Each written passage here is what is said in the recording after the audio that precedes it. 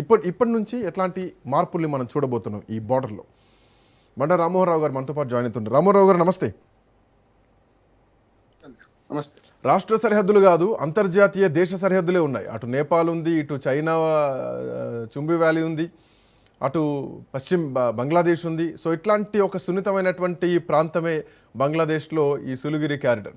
So ఈరోజు fencing పడబోతోంది. చాలా కాలం నుంచి భూమిని బదలాయించాలని చెప్పేసి కేంద్ర ప్రభుత్వం కోరినా కానీ ఆ రోజు టీఎంసీ ప్రభుత్వం ఎట్టి పరిస్థితులు ఇవ్వలేదు. రైతుల నుంచి వ్యతిరేకత వస్తుందన్నటువంటి ఒక కారణం చూపించి దేశ భద్రతను పనంగా పెట్టిందా దీది. సో ఈరోజు దేశ భద్రతకు భంగం వాటిల్లకుండా ప్రభుత్వం ఒక చర్యలు తీసుకుందా? సువేంద్ర అధికారంలోకి వచ్చిన తర్వాత ఒక భారీ పెనుమార్పును మనం చూడబోతున్నామా ఈ ఫెన్సింగ్ విషయంలో? ఎట్లా చూడొచ్చు సార్? శ్రీకాంత్, మీకు అట్లాగే రాజు న్యూస్ ప్రేక్షకులకు నమస్కారం. నమస్తే అండి. దేర్ హై మగర్ అందేర్ నహి అనడానికి మంచి మాట ఇది. ఎందుకంటే ఆలస్యమైంది కానీ చీకటి కానీ పాయింట్ ఒక్క దీదీని మాత్రమే అనడానికి వీల్లేదు. అంత ఇది 15 ఏళ్ళు, అంతకుముందు కమ్యూనిస్టు 35 ఏళ్ళు, అంతకుముందు 25 ఏళ్ళు, కాంగ్రెస్ మొత్తం కలిసి 78 ఏళ్ళు మొత్తం పశ్చిమ బెంగాల్ రాష్ట్రాన్ని నాశనం చేసి పెట్టారు. ఈ మాట అంటున్నాను. దాంతోపాటు మన బంగ్లాదేశ్ మన మధ్యన బార్డర్లో ఒకసారి చూసుకుంటే సిలిగురి ప్రాంతం ఎంత సున్నితమైంది. దాంతో పాటు ఈ మొత్తం ఈశాన్య భారతదేశానికి మనకి ఎంత అర్థం చేసుకోవాలి. మన మ్యాప్ చూడండి. మ్యాప్ చూస్తే మీకు మొత్తం అంటే మన బంగ్లాదేశ్ కు మనకు చుట్టూ బంగ్లాదేశ్ ఉంటుంది. మనకు 7 రాష్ట్రాలలో 4 రాష్ట్రాల పక్కన మొదలు 7 సిస్టర్స్ అనే వాళ్ళం మనం. ఆ 7 రాష్ట్రాలను ప్రస్తావించి ముందు అరుణాచల్ ప్రదేశ్, మేఘాలయ, త్రిపుర, నాగాలాండ్, మణిపూర్, కోహిమా ఇవన్నీ ఉన్నాయి కదా. ఈ 7 రాష్ట్రాలు ప్లస్ సిక్కిం కూడా 8వ రాష్ట్రం కలుపుకొని 8 సిస్టర్స్ అంటున్నారు. మొత్తం అంతా చిన్న చికెన్ నెక్ అంటే వరంగా బాటిల్ నెక్ అంటాం జనరల్ గా, కానీ ఇక్కడ చికెన్ అంటే మనకు కోడి మెడ ఆకారంలో ఉంది కనుక చికెన్ నెక్ అంటున్నాం. 22 కిలోమీటర్ల వెడల్పు అక్కడ అతి సన్నటి సందు, 136 కిలోమీటర్ల పొడవు అది యాక్చువల్ గా. అందుకని ఒక దగ్గర 22 కిలోమీటర్లు 60 ఉండొచ్చు, కానీ ఆ చికెన్ నెక్ 5 దేశాల మన వరంగా 3 దేశాల అదే ఉంటుంది. ఉదాహరణకి ఇటు భారత్ ఉంటుంది, పైకి పోతే ఇటు పక్కన భూటాన్ ఉంటుంది, అటు పక్కన చైనా ఉంటుంది, ఇటు పక్క బంగ్లాదేశ్ ఉంటుంది, మళ్ళీ అటు పోతే భారత్ ఉంటుంది. అంటే తూర్పున భారత్, మనకు ఉత్తరానేమో చైనా, అట్లాగే దక్షిణాన్ని మన పడమట్టేమో భూటాన్, మళ్ళీ కొంచెం కిందికి వస్తే దక్షిణాన్నేమో మనకు బంగ్లాదేశ్, ఇట్లా మళ్ళీ కొంచెం కిందికి దక్షిణానికి వస్తే మళ్ళీ భారత్, బంగ్లాదేశ్, మన పశ్చిమ బెంగాల్ ఉంటుంది. అంటే చాలా కీలకమైన ప్రాంతం. అట్లాగే బంగ్లాదేశ్ కు మనకు సుమారు 4160 కిలోమీటర్ల సరిహద్దు ఉన్నది. అంటే ప్రపంచంలో అతి పెద్ద 5వ దేశం. ఇది సరిహద్దు పంచుకుంటున్న భూమి సరిహద్దు పంచుకుంటున్న 5వ దేశంగా మనకు బంగ్లాదేశ్ ఉన్నది. ఈ లెక్కన పశ్చిమ బెంగాల్ విభజన అప్పుడే చాలా గొడవ జరిగింది. యాక్చువల్ గా బెంగాల్ భాషను విభజిస్తూ అప్పుడు బ్రిటిష్ వాడు విభజించి పాలించాడు. మొదలు పాకిస్తాన్ విభజించలేవాడు, ఫస్ట్ బెంగాల్ విభజించాడు. దానికి వ్యతిరేకత మేము బెంగాలీలను కలిసి ఉంటాం, ముస్లిం హిందూ ఏం లేదు అనే మాట అన్నప్పుడు కూడా బెంగాల్ విభజించారు.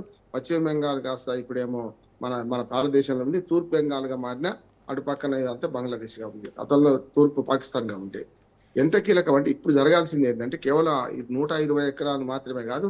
నేను మొదటి డిమాండ్ చేస్తుంది ఏంటంటే ఆ ప్రాంతాన్ని మొత్తం 3 జిల్లాలకు సంబంధించిన ప్రాంతం ఉంది, అదంతా కూడా కేంద్ర ప్రభుత్వం తన ఆధీనం తీసుకొని కేంద్ర ప్రభుత్వ పాలన కింది తీసుకోవాలని నేను అడుగుతాను. చాలా మందికి ఆ ప్రపంచం ఉన్నది. దానికి దీది ఒప్పుకోలేదు. దీది అసలు కలిసి 120 ఎకరాలు కూడా ఒప్పుకోలేదు. అంటే సూది మొన పట్టేంత భూమి కూడా ఇవ్వనండి. అంటే చొరబాట్లు జరుగుతూనే ఉండాలి, ఇట్లా నడుస్తూనే ఉండాలి. చొరబాట్లు అక్కడ ఒక్కదైనా జరగలేదు శ్రీకాంత్. కింది నుంచి మీద హుబ్లీ నది గంగాస్థాన్ లో కలుస్తుంది కదా. మనకు యాక్చువల్ గా మొన్ననే మోడీ గారు స్టేటర్ వేశారు. అంటే గంగోత్రి నుంచి గంగస్థాన్ వరకు అన్నారు. గంగా నది గంగోత్రి దగ్గర పుడితే ఉత్తరాఖండ్ లో పుడితే ఉత్తరాఖండ్, తర్వాత ఉత్తరప్రదేశ్, మొత్తం అంతా ఉత్తరప్రదేశ్ నుంచి బీహార్ నుంచి పశ్చిమ బెంగాల్, గంగాస్థాన్ అంటే హుబ్లీ నది దాంట్లో కలిసేది. గంగా నది 2 విడిపోతుంది. ఒకటి హుబ్లీ నదిలోకి వెళ్తుంది, ఒకటి ఏమో పాకిస్తాన్ లోకి వెళ్ళిన తర్వాత పద్మా నది అవుతుంది. పద్మా నదిగా మారి అది మళ్ళీ బంగాళాఖాతంలో మొత్తం దాని నుంచి కలుస్తుంది. ఆ పై నుంచి బ్రహ్మపుత్ర నది వస్తుంది. టిబెట్ లో పుట్టిన బ్రహ్మపుత్ర నది చైనా అంటుంది దాన్ని. అక్కడ నుంచి పుట్టింది మళ్ళీ అరుణాచల్ ప్రదేశ్ నుంచి మొదలు అస్సాం దుఃఖదాయన అనేవాళ్ళం మనం. ఏది ఈ బ్రహ్మపుత్ర నది, అది కూడా బంగ్లాదేశ్ గుండా వరదలు ఎప్పటికి వరదలు వస్తున్నాయి బంగ్లాదేశ్ లో, అది బంగాళాఖాతంలో కలుస్తుంది. ఇది భౌగోళిక పరిస్థితి. దీనిలో ఏమైందంటే కింది నుంచి పై దాకా 4160 కిలోమీటర్ల సరిహద్దును మనం బంగ్లాదేశ్ పంచుకుంటున్నాం. ఒరిజినల్ దీన్ని చెప్పాలంటే వేరే పోలిక చెప్పారంటే దేశం మన గుజరాత్ ఖాండ్వా నుంచి మొదలుకొని పైన మనకు బంగ్లాదేశ్ దాకా ఉన్న మన సముద్ర తీరం ఉందో అది 7200 కిలోమీటర్లు. మొత్తం భారతదేశానికి ద్వీపకల్పం అంటాం కదా, 3 దిక్కుల సముద్రం. అది 7200 అంటే మూడు దిక్కుల ఇదే మన భారతదేశం బార్డర్ ఉన్న బాపదేమో బంగ్లాదేశ్. మూడు దిక్కుల ఉంటది దానికి. ఇటు పడమటికి ఉంటది, ఉత్తరానికి ఉంటది మన బార్డర్, అవును. మనకు తూర్పుకు ఉంటది, ఒక దక్షిణానికి మాత్రం బంగాళాఖాతం ఉంటది. ఉమ్. ఇది భౌగోళిక పరిస్థితి. ఉమ్. దీన్ని చేయాల్సింది ఏంటంటే బంగ్లాదేశ్ చొరబాటుదారుడు కేవలం సిరిగురి నుంచి రాలే, కింది నుంచి పై దాకా ఎక్కడ పడితే అక్కడ వచ్చారు. అవును, అన్ని వైపుల పాకిస్తాన్కి నుంచి వచ్చారు, మూడు వైపుల బార్డర్ నుంచి, మూడు వైపుల నుంచి వచ్చారు. మూడు వైపుల ఇప్పుడు నుంచి, అవును. అంతేందుకు అస్సాంలో గతంలో ప్రఫుల్ల కుమార్ మహంతా ఉద్యమం చేసినప్పుడు దేని మీద చేశారు? ఉమ్. బంగ్లాదేశ్ నుంచి అక్రమంగా వాస్తవానికి సార్ ఇది కేవలం 20-22 కిలోమీటర్ల భూభాగమే. దీన్ని ఆక్రమించాలని చెప్పేసి ఏమాత్రం అటు చైనా ప్లాన్ చేసినా, లేదంటే చైనాతో కుమ్మక్కై పాకిస్తాన్ నుంచి ఏమైనా ఉద్రిక్తలు పెంచి ఇప్పటికే బంగ్లాదేశ్కు పాకిస్తాన్ మద్దతు ఇస్తోంది. బంగ్లాదేశ్లో ఏమాత్రం అల్లర్లైనా కానీ అది ఆటోమేటిక్గా పశ్చిమ బెంగాల్లో కనిపిస్తున్నాయి, మనం చూస్తున్నాను.